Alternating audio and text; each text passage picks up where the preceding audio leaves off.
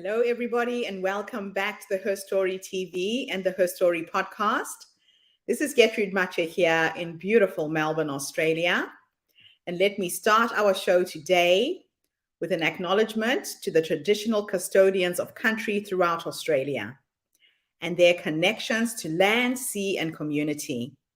We pay our respect to their elders, past, present, and emerging, and extend that respect to all Aboriginal and Torres Strait Islander people today. For those of you who don't know me, I am normally based in Wellington, New Zealand, but I am in beautiful Australia right now, broadcasting these amazing stories from women from all over the world. I like to put in that acknowledgement because it is a privilege for me to be here and to be able to acknowledge the owners of this land. So thank you for having me.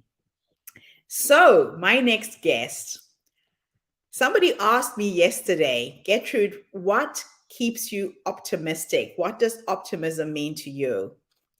And my answer was very, very unusual. I said, I wake up every single day excited, almost like it's Christmas. I believe that every day can be Christmas. And my excitement is to see what the universe has in store for me each day. And I try and meet and talk to 10 random strangers every single day on the street, at work, if I'm standing in a bank queue, and through social media. And my next guest is one of these people who absolutely lit up my day when I was at the Melbourne Grand Prix, and we were standing at a window watching cars go by. And in just a brief moment, she looked at me, we started talking, we connected. She felt like a sister from another mother. So welcome to our tribe.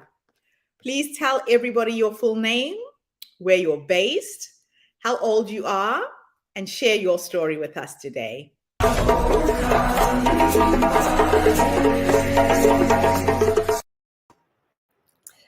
Thank you, Gertrude.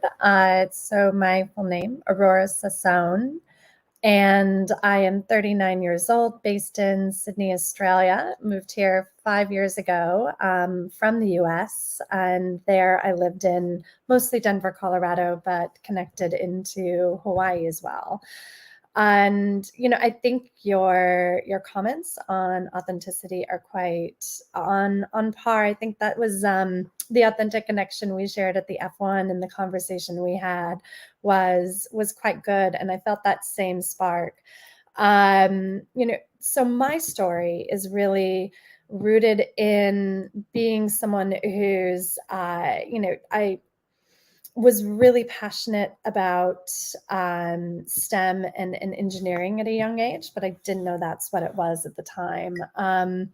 So my grandfather, he's got a really fascinating story, and I think that's where it really roots, is that he came over to America as an immigrant from Germany.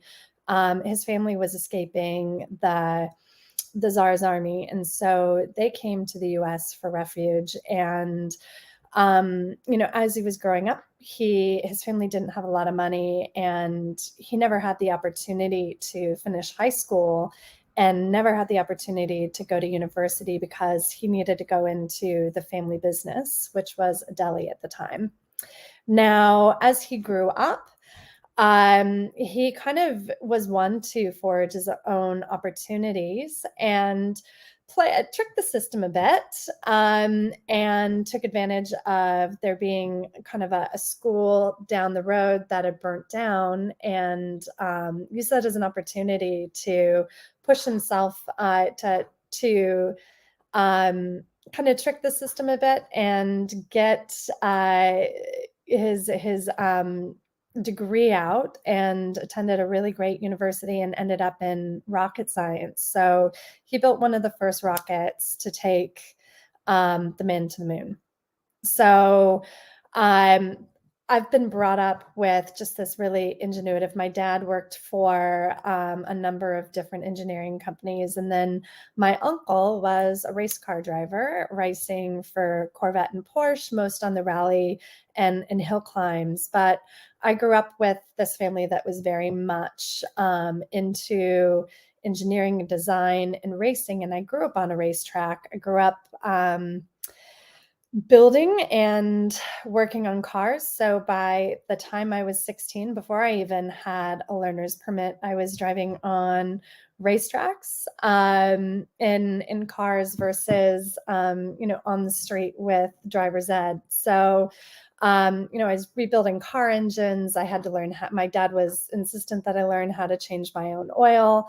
And really got me involved in the sciences. But I think one thing that was lacking was there was never real education around what the field of engineering really was. I just knew it from kind of the fundamentals of building and taking things apart. But when somebody brought up engineering to me, I saw that much more, working on trains. I know it's really naive, but even going into high school and being close to one of the best engineering universities in the world, which is the School of Mines in Colorado, I had no idea what that entailed. So I kind of I shifted to a path that was more geared towards communications and journalism.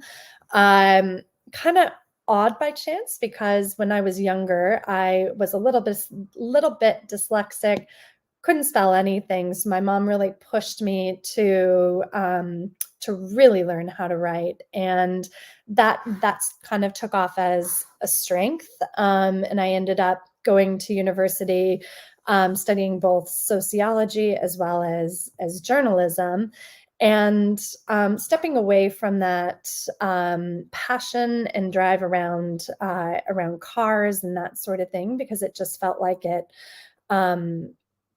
didn't feel like a really strong fit, or not the message I wanted to put forward, because I wanted to make friends with peers in my group, and I felt it harder to talk with girls in my peer group that didn't understand that, and I wanted to be a part of that conversation. So I kind of pushed that aside for things that be more I guess in my gender set. So going into uni, it was always, when guys found out that I knew about cars, it was always this really exciting thing, but it always felt awkward because it felt like I didn't really belong there as a female. So I pursued the career in journalism and sociology. I think I got more into the sociology because I like to understand what makes things tick. And then coming out of that, I had a couple of internships. One was with a PR agency, and that was fun, but didn't really pursue that avenue yet. And I ended up moving to Europe and living in Helsinki, Finland, working for a consultant company. And they worked with a couple of tech companies. You might, at the time, it was a very small company, but Skype was based in Estonia, and that was one of the main companies that we worked with, as well as Nokia. And what I found was I wasn't ever brought on to tell the technical story, but I gravitated that way. So I was really able to understand some of that technical detail and be able to pull up the story and the relevance, making it fit for a broader audience. And I just found a passion for it, and I love those nuts and bolts. So when I came back from Finland back to the US in Colorado, I took a role at the Apple store, nothing to do with PR, just in a consulting, I guess, just in a regular retail piece, but ended up working, doing trainings around the tech because I could break it down for people. So I became an Apple genius and sat at the Genius Bar and it helped people who were just getting into the different software platforms or understanding their computer to educate them. I found that incredibly fascinating, but at the same time, I was also really pursuing a career in tech PR, and I ended up working for a boutique tech agency. I ended up, I guess, at a very young age, I came in, I got to launch the first app on the Apple Store because I had the background working with Apple. I got pulled in to launch Pac-Man as one of the very first apps within the App Store, which was incredibly fun. We got a lot of profile out of that with media, and that's kind of what set that trajectory on my career. So I spent a number of years agency side working with big brands like HP, Adobe, Samsung, and Namco Networks, and GE. So there's a number of companies that I worked with. And then about 5 years ago, we decided to make a move from the US to Australia. We have 2 young boys, one's 3 and one's 6 now. When our 6-year-old was 1 year, we made the decision, we wanted to give our family a little bit more of an international experience. So we had an opportunity to make a move and kind of jumped with both feet into it. It can be scary making an international move, but it was one of the best decisions we had ever made. And with that, we did have some challenges kind of ahead of that, but we got here and kind of tried to figure out what we wanted to do. We almost got turned around because my partner's job, he was made redundant. So, and our stuff hadn't even arrived in Sydney. So we decided to, weren't sure where that was going to take us. And then I landed back at my former PR agency that I had been working at in the States. And I never planned to go back, but it was just too good of an opportunity. So what I did was I went in, and it gave me much more experience about what the landscape in Australia was like when it came to media. I think that's one thing in the US we as Americans think we're global because we've traveled or been to other countries, but what is definitely a little bit humbling experience is coming here and realizing that as international as I felt, the US is so big and so sheltered from what's happening around because there is so much content coming from the US that it's hard for that international narrative to break through. But coming here, really learning that there is an incredible amount of culture that's specific to Australia, even if we speak the same language. So I gained that valuable experience, and then from there, made a turn and decided I wanted to try in-house versus agency. Ended up at ABB, which is a tech and engineering company, and really felt at home for the first time ever, where I felt like I was with people who really thought the way I did. And I really enjoyed being able to have an impact directly on an organization, not just telling stories to media, but really helping to shape the employee culture, the narrative for the company, and then being able to shape that external brand from the inside. Because I think agency are always going to be one removed, but getting inside really opened my eyes to what was possible.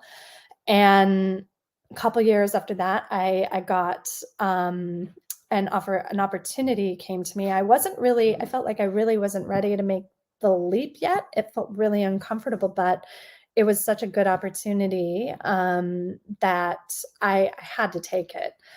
So it was scary, and I felt like I wasn't ready to leave where I was, and definitely sad about leaving the people. But it just, and I questioned myself constantly if I was making the right choice and making the jump. And what I found is, I decided I'd make the jump, and my boss at the time, she was great. She was really supportive. Of course, she wanted to keep me for her own prerogative, but incredibly supportive in me going. And ultimately, I think I did make the right decision making the move. And being there, I think it was more, while I didn't feel I was ready to jump into this big role, it was, I fell into it, and it worked beautifully, and my skills really came to life. And I went for it because I was hungry to lead, but I didn't know exactly what that meant. But once I was in the driver's seat and I was making the decisions and putting myself out there, I could feel what that really was to be the leader, because you have to be able to take those calculated risks, but also have that confidence that you are making, you are committed to those decisions. And whether, it might be a learning experience, but you have to commit to either doing that, and getting the results, and maybe they're successful or maybe they're not, but you really do have to be able to commit to those decisions. And sometimes that can be scary, but that I found it's been really great. And it's brought me to the F1, where I've been able to kind of bring it full circle, and being exposed to even more engineering and tech, and realizing this was really where I'm meant to be, and that everything happens for a reason. Your story is amazing. It sounds to me like it went full circle. It did.